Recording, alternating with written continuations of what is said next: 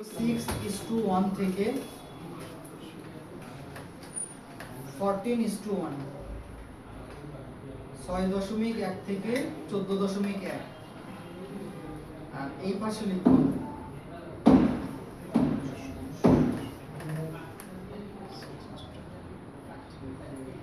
Compression ratio 14:1 থেকে 26:1।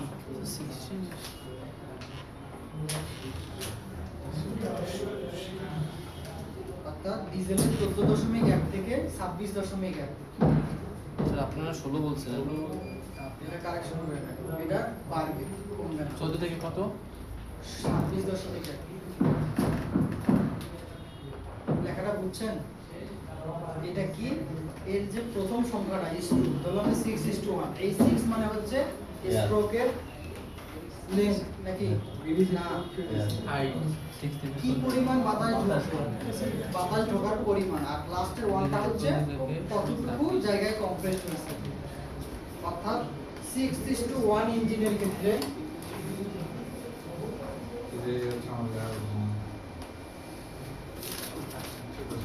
6:1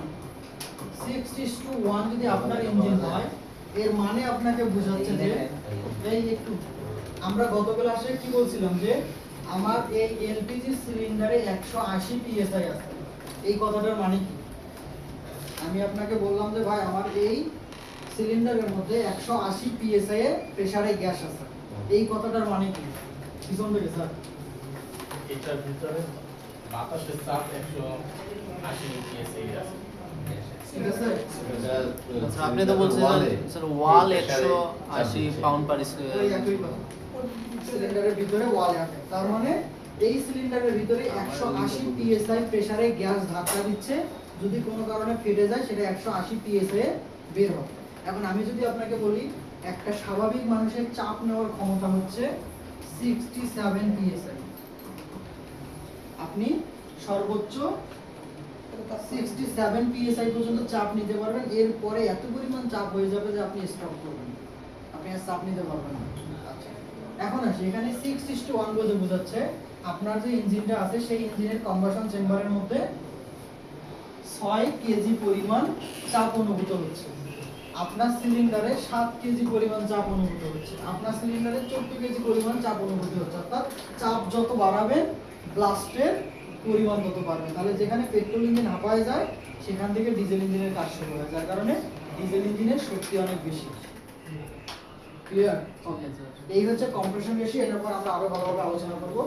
এবার গ্যাসোলিনে রাখেন 14 নম্বর, air fuel mixture ratio. Air fuel mixture ratio, air fuel mixture ratio,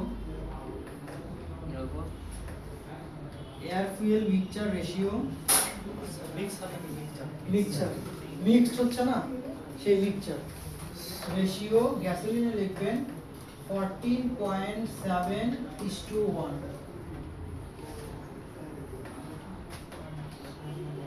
7:1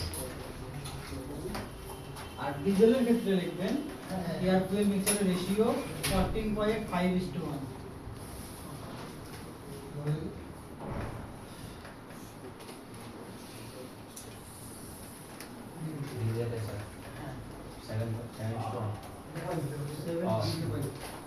ডিজেলের হচ্ছে এই যে এটা 14.5:1 আর পেট্রোলের 14.7:1।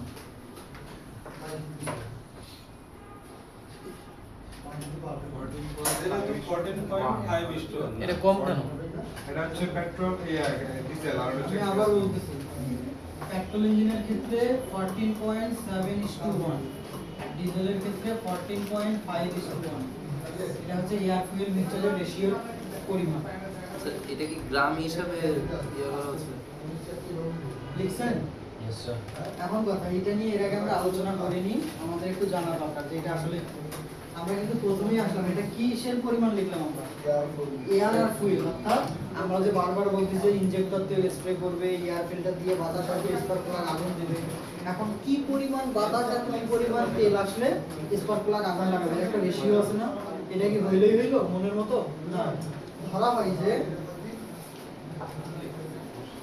14.7 গ্রাম পেট্রোলের মধ্যে 1 গ্রাম, সরি 14.5, আচ্ছা 14.7 এতটুকু বাতাসের মধ্যে 1 গ্রাম ফুয়েল করলে এটাকে আমরা বলতেছি প্রপার মিক্সচার। বুঝলেন? আরেকবার 7টা কি বলবেন? এই প্রথম সংখ্যাটা হচ্ছে এয়ারের পরিমাণ আর পরের সংখ্যাটা হচ্ছে ফুয়েলের পরিমাণ। আর হচ্ছে কত কেজি? আমি যদি কেজিতে হিসাব করি তাহলে দুটোই কেজি, যদি গ্রামে হিসাব করেন দুটোই গ্রাম, 100 টাকা হিসাব করলে দুটোই 100 টাকা। এটা সংখ্যা। এটা একটা জাস্ট অনুপাত। আমার ইসিইউ এর মধ্যে প্রোগ্রাম করা আছে যে বাতাস যদি 14.5 কেজি হয় তাহলে সেখানে তুমি 1 কেজি ডিজেল দিবে। বাতাস যদি 14.7 কেজি হয় সেখানে তুমি 1 কেজি পেট্রোল দিবা। এখন আমার বাতাস ঢুকছে 0.005 গ্রাম, তাহলে সেই তুলনায় তো ফুয়েলের পরিমাণ 0.00001 গ্রাম হবে। ঠিক এই দুইটার একটা রেশিও। আমি যে বারবার বলতেছি যে হ্যাঁ এতটুকু বাতাস এতটুকু তেল, কিন্তু এতটুকুর মানেটা কি? ইঞ্জিনিয়ারিং এ অবশ্যই একটা রেফারেন্স নাম্বার থাকে। এতটুকু বলতে কোনো কিছু নেই, একটা স্পেসিফিক মেজারমেন্ট হচ্ছে আমার ইসিইউতে এটা প্রোগ্রাম করা থাকে যে এতটুকু বাতাস ঢুকলে এতটুকু তেল দিবা। দেন এই রেশিওটা যদি বাতাসের পরিমাণ কমে যায় ফুয়েলের পরিমাণ অটো কমে যাবে, বাতাসের পরিমাণ বেড়ে গেলে ফুয়েলের পরিমাণটাও বেড়ে যাবে। তাহলে ডিজেলের কম কেন 14.5 আর ওটা তো 14.7, এটাই তো বলতেছি রেশিও। তাহলে ডিজেলের বেশি থাকা উচিত না? ওর ডিজেলের প্রেশার বেশি দেয় ডিজেলের প্রেসার বেশি দেয় কিসে? ইনজেক্টর, আর ও মানে এয়ার কম দেয়। এখানে তো আমাদের ওইটা না যে ডিজেলের প্রেসার বেশি থেকে যে বেশি তেল দিতে হবে, প্রেসার কম থেকে যে কম তেল দিতে হবে, বিষয়টা আচ্ছা, এটা। ডিজেলে তো বাতাসটা এটা বেশি হচ্ছে- ঢোকে। ওনার প্রশ্নটা ছিল বাতাস তো বেশি ঢোকে, তাহলে এটা পরিমাণ বাতাস বেশি ঢুকলে ডিজেল দাম বেশি লিখতে হবে। বেশি বেশি তো তেলের দরকার। ডিজেল ইঞ্জিনে কি বেশি? টর্ক না বেশি, speed? টর্ক টর্ক মানে কি বোঝাচ্ছে? শক্তি। শক্তি।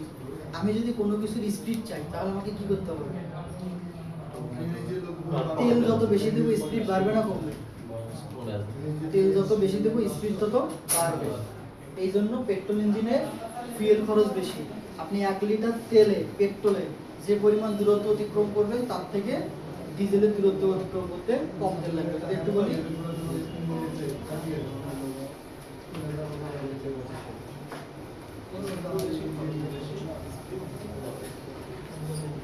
যদি বলি আপনি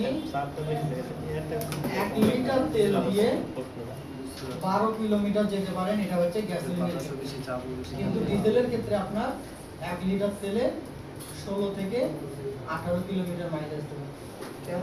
কারণ পেট্রোল বেশি ছিটানো হয়, ডিজেল তার তুলনায় কম ছিটানো হয়।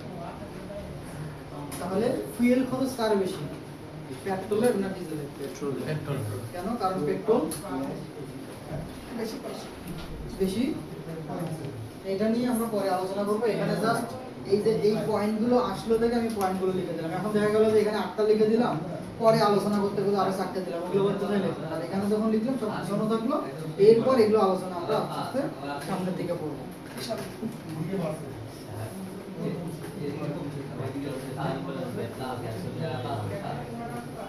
আপনার যে কনফিউশনটা, আপনার যে কনফিউশনটা আমার সাথে দেখেন। আমাদের গাড়িতে ফুয়েল হচ্ছে 2 ধরনের, বা যদি ইঞ্জিন বলি ইঞ্জিন হচ্ছে 2 প্রকারের। এক হচ্ছে গ্যাসোলিন ইঞ্জিন আর 2 হচ্ছে ডিজেল ইঞ্জিন।